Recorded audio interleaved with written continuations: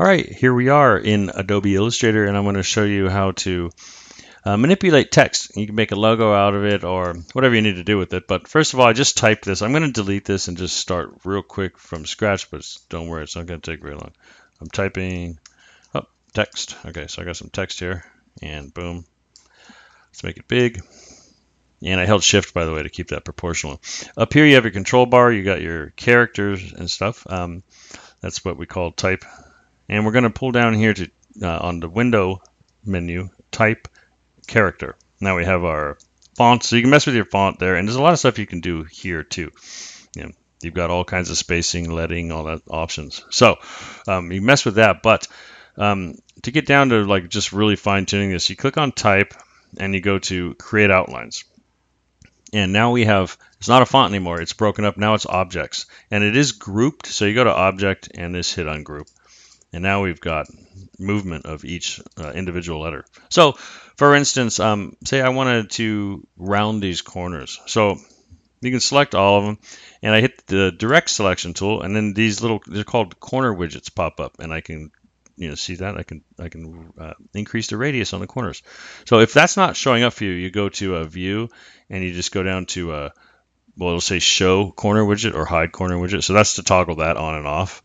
And so now I've rounded them, and then I want to, let's say we're going to move them closer together. So if I hold shift, it just allows me to move them, in 45-degree up and down and horizontal, but you can't really move it any other direction. So that's a good thing in this scenario. So I'm going to go like that. I'm going to hold shift. I can click another one, and I'm going to move that guy over, and then I'm going to hold shift, and then now we've got them all like that.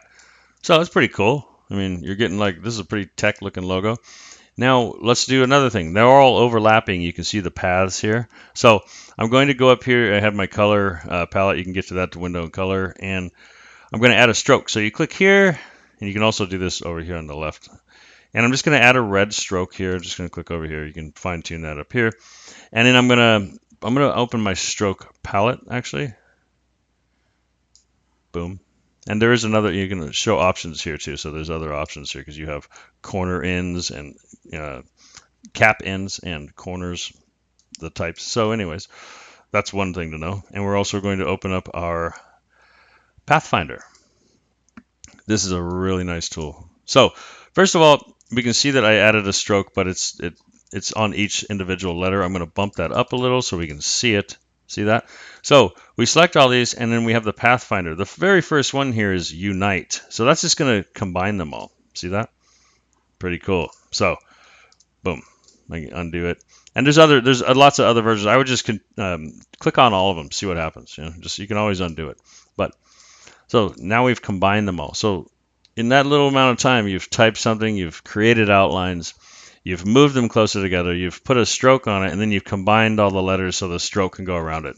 You can pretty much make logos now. I mean, the text logos at least. So I hope that helped.